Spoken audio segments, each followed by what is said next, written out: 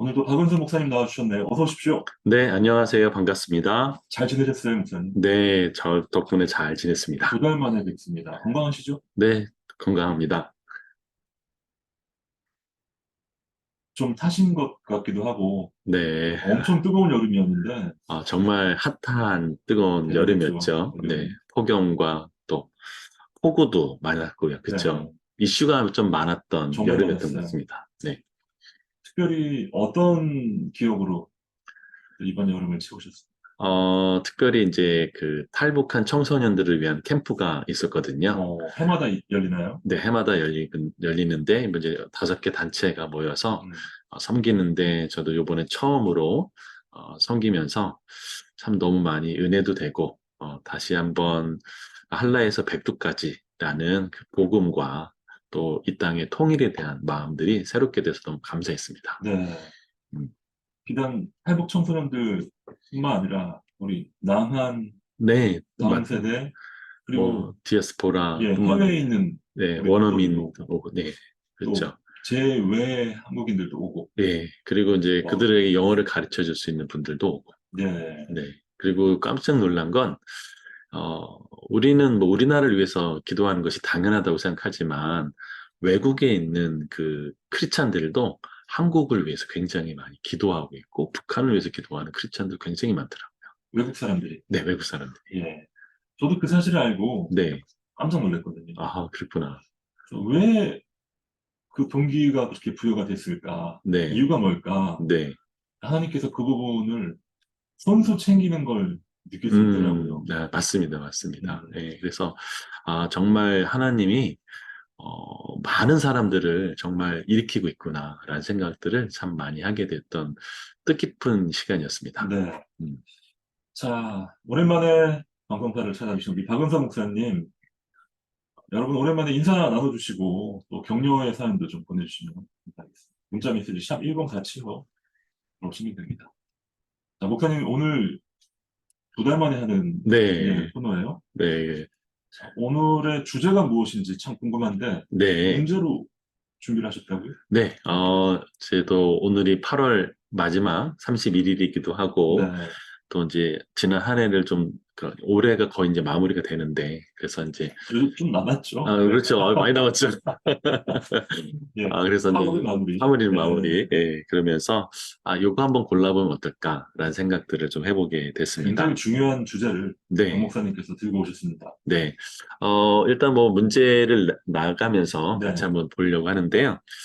이 단어는요, 국어 사전적 의미로 마땅히 해야 할 일로서, 맡겨진 일이라는 의미도 음, 있고요. 임무라는 음. 의미, 이걸 좀 순화한 말로는 맡은 일이라는 이제 사전적 의미가 있습니다. 네. 두 글자의 단어를 맞춰주시면 되는 거고요. 네, 목사님 설명처럼 국어 사전적 의미는 마땅히 해야 할 일로서 맡겨진 일 네, 또는 임무, 네, 맡겨진 일, 요런 뜻을 가지고 있습니다. 네, 어렵지 않습니다. 네, 굉장히 그 그리스도인들에게는 정말 이렇게 와닿는 그렇죠. 이야기이죠. 네. 또 누구나 다 이런 두 글자를 보면은 이제 가슴이 조금 이제 뛰기도 할 수도 뛰기도 하죠. 있는 것이죠. 교회에서 또 목사님들께서 강단에서 설교 네, 말씀을 통해서 이제 뜨겁게 선포하시면서 이 단어를 사용하실 때가 많고, 네, 이 제목에 찬양도 있어요. 맞아요. 이 찬양도 있습니다. 네.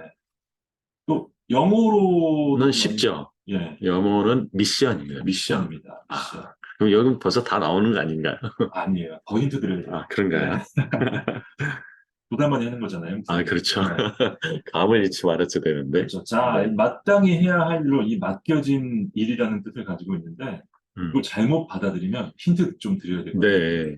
잘못 받아들이면 오명을 쓰게 됩니다. 이걸 아, 제대로 딱 인식을 하지 못하면, 그렇죠. 네. 이게 이제 예, 잘못하면은 이제 잘못된 야망으로 굴러갈 수도 그렇죠, 있고, 그렇죠. 네. 잘못 그래서, 받아들이면 이게 오명이 되고요. 또, 네. 이 건강 관리를 잘 못하시게 되면 이명에 시달리는 그렇게 되는구나. 그렇게 되는 거예요. 네. 네. 이해됐습니다. 그래서 이제 제대로 말씀을 통해서 네, 하나님께서 나에게 주시는 이것을 딱 붙잡고 살아갈 때 그렇죠. 누가 뭐래도 뭐 든든한 것 아니겠습니까? 네. 그럼 콜링하고 좀 비슷한 건가요? 그렇죠. 네. 이 땡땡자는 죽지 않는다. 아, 그렇죠. 이런 말이. 아, 맞아요, 맞아요. 이 정도 들으면 되겠죠, 목사님? 아, 충분할 것 같은데요. 충분하죠. 자, 네. 문자 메시지 샵 1047입니다. 샵 1047로 여러분의 정답과 사연 보내주시면 되겠습니다. 오늘 목사님께서 준비하신 이야기, 요 퀴즈 정답을 가지고 이 주제를 저희가 꽉 붙들고 뭐 힘차게 나아가면 참 좋겠습니다. 좋겠습니다. 쇼미더 바이블 박은서 목사님과 함께하고 있습니다. 목사님께서 내주신 퀴즈 네. 다시 한번 소개해 주시죠.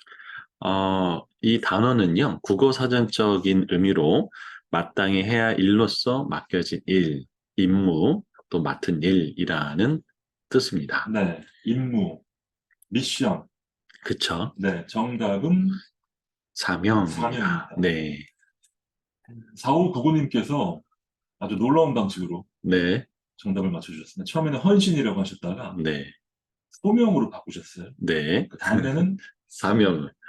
원래 헌신하다 보면 소명이 생기고, 소명하다 보면 사명이 사명자가 되는 생기는데, 거죠. 그렇죠. 와, 네, 정말 멋지세요. 네, 아멘. 너무너무 감사합니다. 0190님께서는 또 이렇게 보내셨네요. 목사님. 예, 이명 아니고 사명입니다. 이명 아니고 오명 아니고 사명이죠. 네, 234. 소명자 또 사명자 네, 하나님께서 기뻐하는 우리 뜰한 가족들입니다. 또 8875님께서는 제가 부활절 특송으로 불렀던 찬양입니다. 사명 은혜 아멘. 많이 받았는데요. 네, 요즘 성경 쓰기를 시작했어요. 이 음, 또한 저의 사명이 아닌가 싶습니다. 아, 그렇군요. 필사를 하면서 다시 한번 성경을 읽고 쓰는데 정말 좋습니다. 그냥 읽어 나가는 것이 오히려 어렵다라는 생각을 하게 되고 마치 두 번 읽는 느낌이 들어서 정말 정말 은혜 많이 받고 있습니다. 네. 목사님도 필사를 가끔 하시나요? 저는 필사는 아직 못 해봤고요. 음. 이제 저랑 같이 성경 공부하시는 분이 잠언을 막 이렇게 공부하다가 저 너무 좋다고 해서 이제 잠언을 필사하기 시작했는데 요즘에는 이렇게 권별로 예. 저희 필사할 수 있도록 그리고 거기 또 이렇게 해설도 조금 있는 음. 그런 좋은 아주 이렇게 교재들이 나오죠. 교재들이 많이 나오더라고요. 그래서 괜찮다 생각 듭니다. 필사가 성경 필사는 물론이고 네, 공부하는 학생들 네, 영어 성경을 필사하면요 네. 정말 도움이 됩니다. 그렇구나. 네. 네, 그리고 또 작가들 같은 경우에는 네, 네. 좋은 문학 작품들을 필사하는. 필사를 하면서 자신의 글들을 이렇게 익혀나가는 분들도 계시더라고요. 아, 필사의 이 가능성, 활용 가능성은 정말 무궁무진합니다. 좋네. 자, 오늘의 주제는 사명. 필사는 아니고 사명. 네, 네, 사명입니다. 사명. 네, 이 사명으로 유명한 이야기가 이 목사님께서 준비한 이야기가 있으세요? 네, 팀 엘리엇 네. 선교사님. 1950년대 이제 미국의 선교 영웅이라고 하는 짐 엘리엇이 있었죠. 그분은 이제 시카고 명문의 이제 휘튼 대학을 수속으로 졸업하고 난 다음에 이제 남미에 있는 그 아마존 유역의 아우카 부족을 이제 선교하러 갑니다. 네. 이제 굉장히 젊은 나이에 갔는데 그때 이제 그 정글에서 그 엘리야 선교사님의 이제 그 글이 발견됐어요. 근데 그때 이렇게 돼 있어요. 나는 나의 사명은 이 세상에 하나님의 발자국을 남기는 것이다. 그리고 결코 놓쳐서는 안 될 일을 위하여 끝까지 붙들 수 없는 것들을 버리는 사람. 그는 결코 어리석은 사람이 아니다. 네. 하는 아주 굉장히 유명한 이야기를 남겼죠. 나의 이름과 나의 업적을 남기는 것이 아니라 하나님의 발자국을 남기는 것이 나의 사명이다. 네. 이분에 대한 영화도 있더라고요. 그렇죠. 네, 영화도 있고, 저는 제일 감동이 됐던 거는, 이때 당시에 이제 이 정말 엄청난 엘리트잖아요. 예. 근데 이분이 이제 돌아가시고 난 다음에, 이제 기사가 떡 썼어요. 이건 낭비다. 라는 기사가 떡 써요. 그런데, 그때 이제 이 아내가 되는 분이 이제 엘리자베스 베스라고 하는데, 그 부인도 참 유명하시죠. 굉장히 유명하시죠. 근데 그분이 이제 1년 동안 간호사 훈련을 받은 다음에 5년 동안 거기 가서 이제 안식년을 갈 때까지 계속 봉사를 해주셨어요.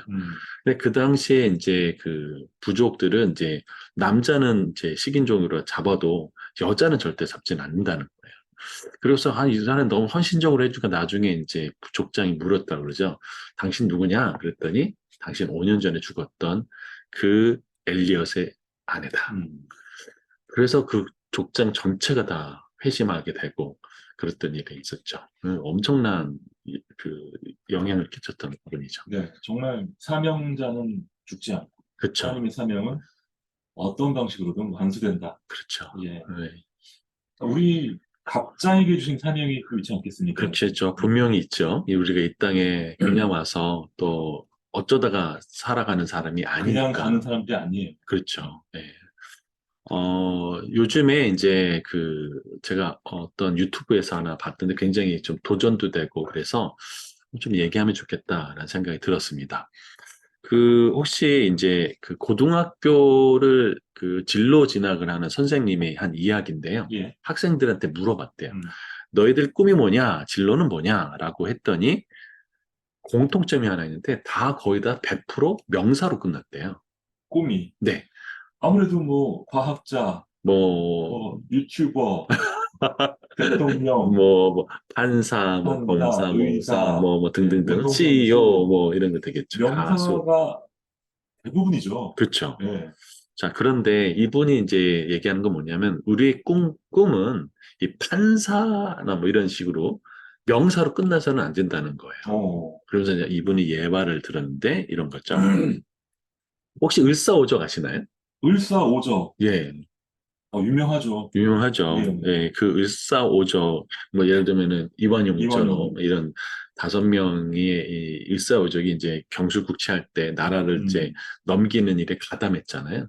이 사람들의 공통점이 있답니다. 뭔가요? 꿈이 명사였나요? 네 명. 다 판사였어요. 그래요? 예, 전부 다 판사였어요. 이완용이 판사였어요? 예, 판사였습니다.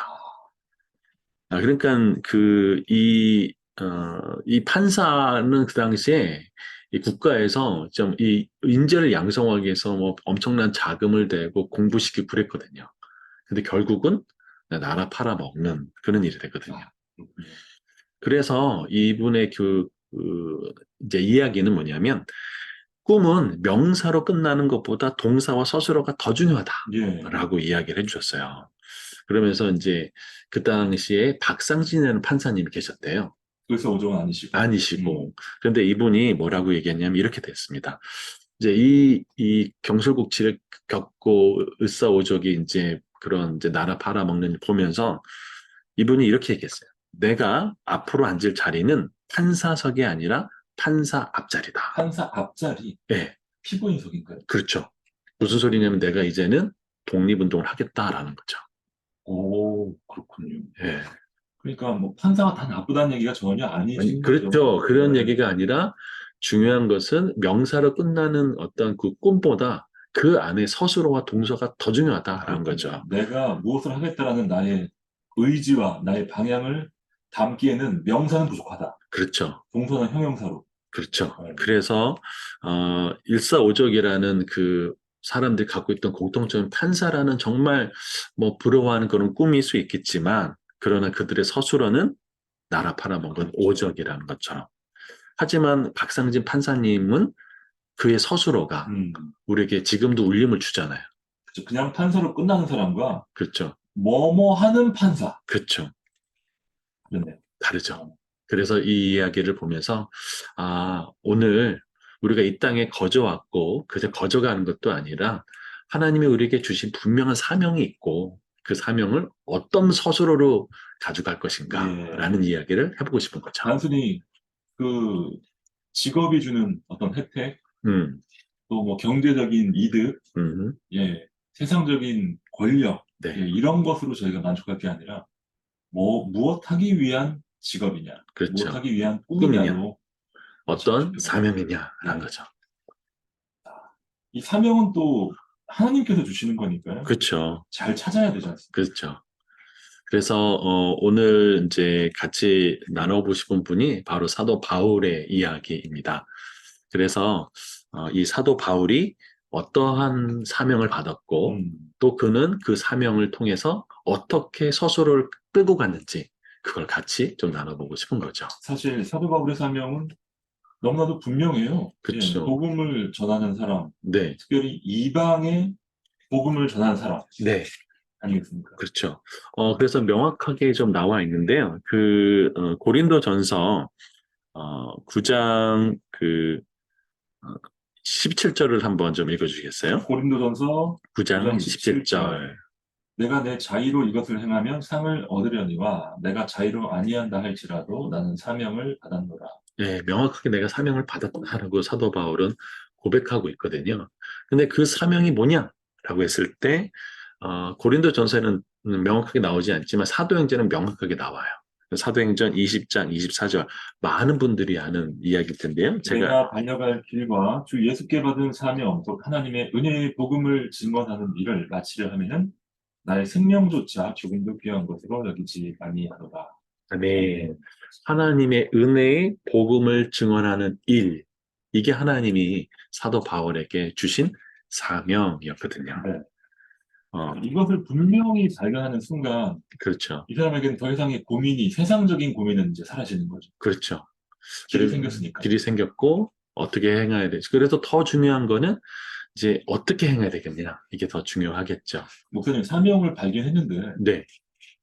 자기 마음에 좀 안 들 수 있잖아요. 나는 저 사명이 좋은데 왜 네. 이 사명을 주실까? 네, 네. 그럴 땐 어떻게 하죠?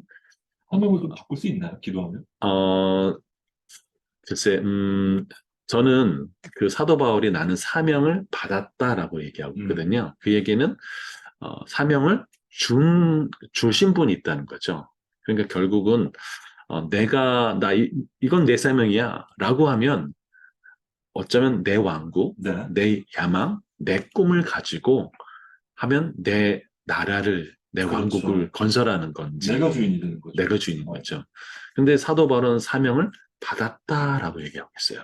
그러니까 사명을 주신 분이 있죠. 예, 사도행전 20장 24절에 보면 내 달려갈 길과 주 예수께 받은 사명이라고 돼 있어요. 음. 그러니까 주님이 주시는 그 사명. 길과 사명. 사실 우리가 길을 찾느라고 인생 대부분을 다 쓰지 않습니까? 그렇죠. 예, 네, 방황도 하고. 맞습니다. 네, 주님 안에서, 말씀 안에서 사명을 너무 헤매지 말고 잘 발견해서 네. 달려가면 좋겠네요. 아멘. 네. 사실 뭐 제가 또 어리석은 질문을 했지만 네, 가장 적합한 사명을 적합한 사람에게 주시잖아요. 그렇죠. 음, 믿음이 필요합니다. 아멘. 다 듣는 것도 필요하겠죠. 네. 그래서 이 사도 바울은 이 사명을 가지고 어떻게 살았을까? 또 그의 삶의 사명의 태도는 뭘까? 어, 좀 같이 나눠보고 싶었습니다. 네. 우리 고린도전서 9장 18절 이렇게 돼 있는데 한번 네. 오늘은 읽어주시겠습니까? 고린도전서를 많이 인용하셨네요, 목사님. 네, 그런즉 내 상이 무엇이냐? 내가 복음을 전할 때에 값 없이 전하고 복음으로 말미암아 내게 있는 권리를 다 쓰지 아니하는 이것이로다. 예, 사도 바울은 실제로 이제 이 고린도 고린도서 9장은요, 사도의 권리에 대해서 나오고 있어요. 그래서, 사도 바울이 이렇게 얘기해요. 내가 사도가 아니냐. 음, 다른 사람한테 몰라도 내가 너에게는 사도다. 라고 하면서 내가 베드로처럼, 아내를 데리고 갈 권리가 없겠냐. 음, 싹스를 받을 권리가 없겠느냐. 라고 하는데 사도 바울은 뭐냐면 나는 이 사명 때문에 다 포기한다. 어, 내려놓는다라고 얘기하죠. 권리 포기의 삶을 사도 바울은 보여주고 있었고 실제로 그렇게 살았던 네. 것들을 알 수 있죠. 권리를 내가 할 수 있는 것을 내려놓는 것. 네, 그게 또 사도 바울이 보여줬던 삶의 모습이었고요. 네. 고린도전서 9장 19절부터 22절에 저는 사도 바울이 이렇게 살았구나라는 생각들을 참 많이 하는데 제가 한번 읽어보겠습니다. 20절에 유대인들에겐 내가 유대인같이 된 것은 유대인들을 얻고자 함이요. 율법 아래 있는 자들에겐 내가 율법 아래 있는 자가 있지 아니하나 율법 아래 있는 자같이 된 것은 율법 아래 있는 자들을 얻고자 함이요. 라고 하면서 쭉 설명을 해요. 네. 그게 무슨 소리냐면 나는 종을 만나면 종에게 다가오도록 또 유대인을 만나면 유대인을 다가오고 이방인을 만나는 거죠. 굉장히 유연하네요. 유연하죠. 제가 그러면서 깨달은 게 뭐냐면 복음은 마치 물처럼 물이 네모난 그릇에 담기면 모양이 네모나게 되고 음, 동그란 그릇에 담기면 동그래지잖아요. 그래서 물이란 성질은 변하지 않아요. 그러면서 사도 바울이 이 복음을 마치 유연하게 적용했구나라는 것들을 보게 됐습니다.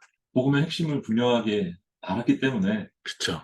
유연할 수 있는 거죠. 사실 그렇죠. 저 무리 속에 내가 들어가서 그들과 대화하다 보면 막 같이 그냥 휩쓸려 가는 이게, 영혼이 탈탈 털려버리는. 이게 물인지 아닌지도 모르고. 그래서 저같이 내공이 약한 사람들은 이제 네, 근처에 가는 걸 꺼릴 때가 있는데 네, 사도 바울처럼 분명한 사명자들은 그렇죠.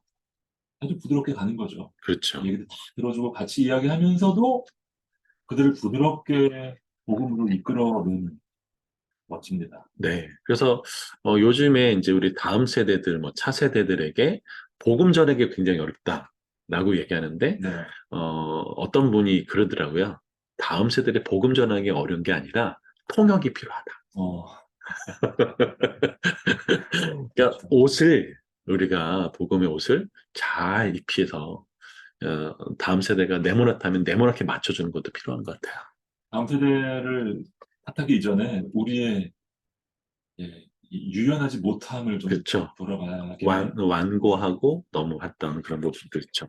사도 바울이 그런 면에서 정말 음. 좋은 모범을 보여주고 어떻게 있죠. 보면 사도 바울이 굉장히 완고한 사람으로 보여질 수 비춰질 있죠. 수 있는데 네, 그렇지 않았네요. 그렇죠. 굉장히 유연하게 했던 모습을, 분명한 사명이 있었기 때문에. 그렇죠.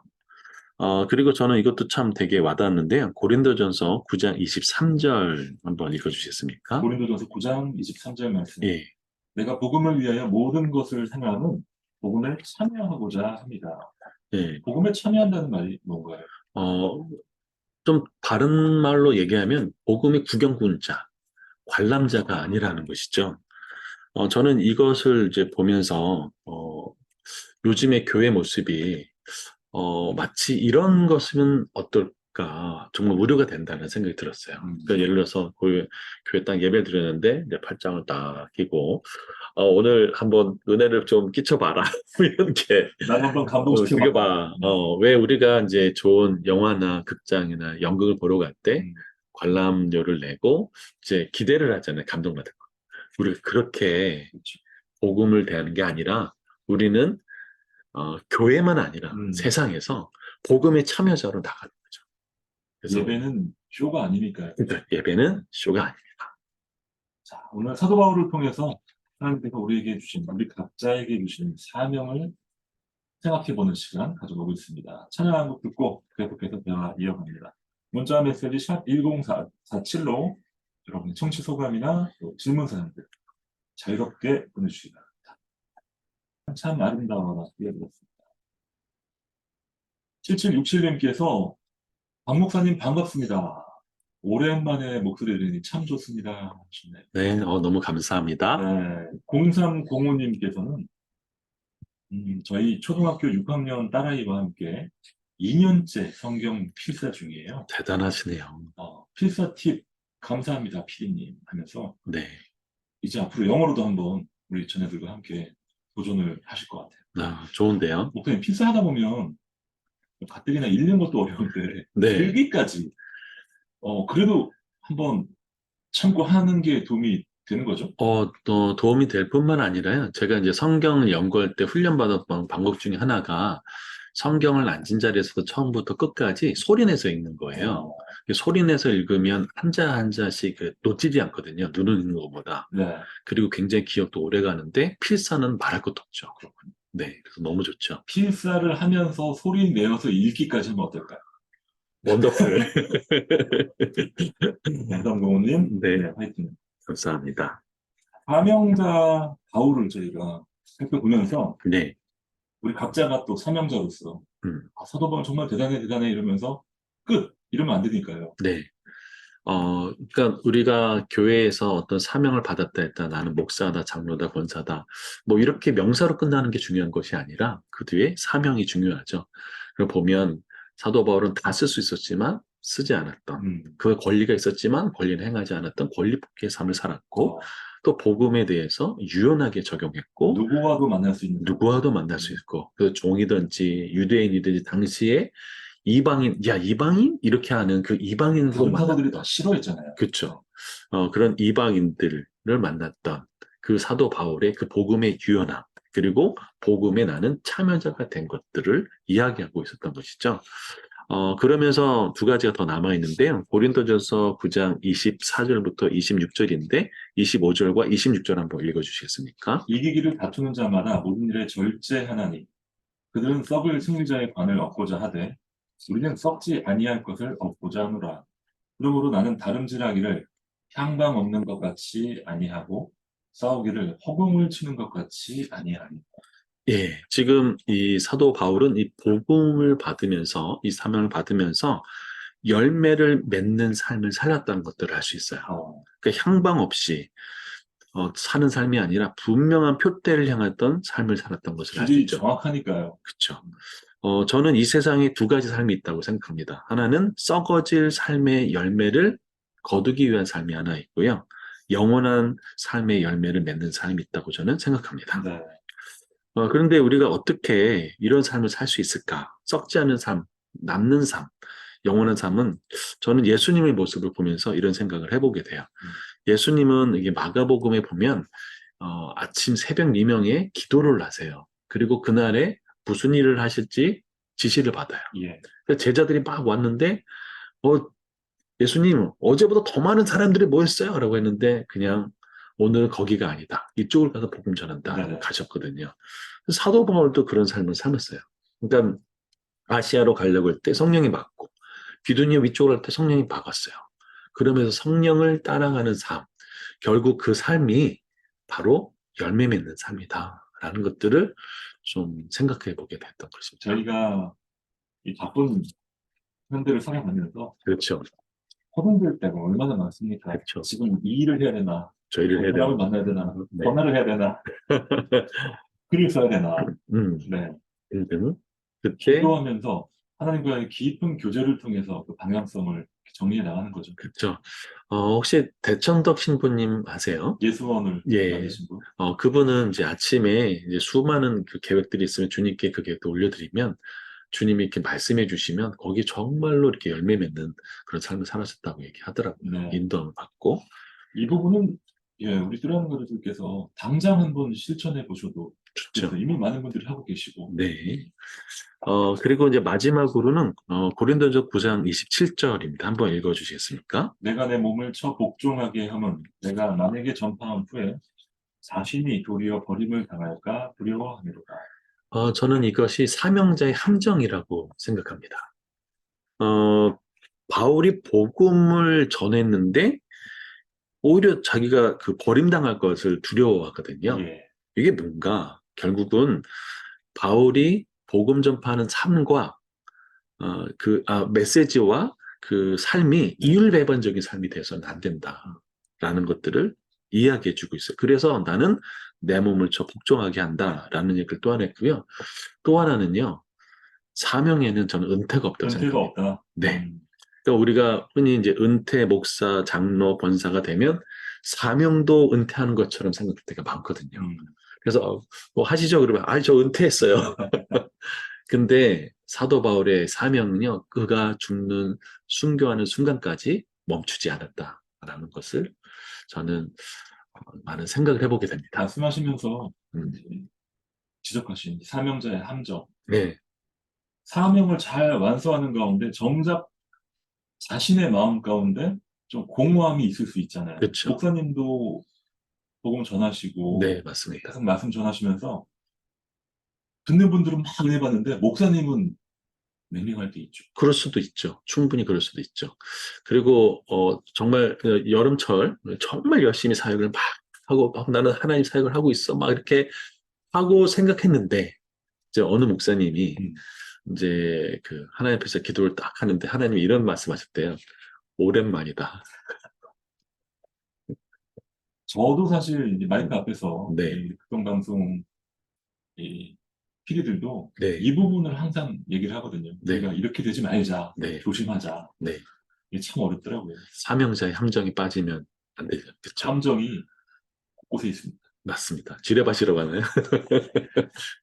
우리 띠라는 가족들께서 예, 사명자들을 서로를 위해서 중보기도해 주는 게 참 중요하지 않나 싶어요. 맞습니다. 오늘 그 사명이라는 단어를 이제 통해서 꿈이나 사명이 명사로 끝나는 것이 아니라 서술어가 끝나는 것이 어떤 서술어 끝나는 것이 더 중요하다. 네. 그러면서 사도 바울은 사명을 받았죠. 그러니까 사명은 내가 만드는 사명이 아니라 주님께 받는 사명. 그래서 그 사명을 받는 저와 이름이 되면 좋겠고 참, 예. 사도 바울의 삶 속에 있던 그 서술어 권리 포기하고 복음에 유언하고 복음의 참여자가 되고 또 열매를 맺고 사명자의 함정에 빠지지 않는 그런 저와 여러분이 되면 좋겠습니다. 네. 박 목사님의 기도로 오늘은 이야기 마무리하겠습니다. 하나님 아버지 감사합니다. 우리가 이 땅을 살아가는데 우연히 왔다가 허망하게 이 땅의 삶을 마무리하는 것이 아니라 하나님이 우리를 향한 분명한 사명과 목적을 향해 우리가 이 땅을 하루하루 살아가게 해 주옵소서. 향방 없이 허공을 치는 것처럼 살지 않게 해주시고 분명한 표대를 향해 열매 맺는 삶 살도록 도와 주옵소서. 예. 하나님 내 것을 주장하기보다 하나님 사명 앞에 권리를 포기했던 사도 바울처럼 복음에 유언하고 하나님과 동행하며 하루하루 살아가는 우리 모두 되도록 인도해 주옵소서. 복음의 구경꾼이 아닌 복음의 참여자로 우리를 불러주셔서 감사합니다. 예수님의 이름으로 기도드렸습니다. 아멘. 아멘.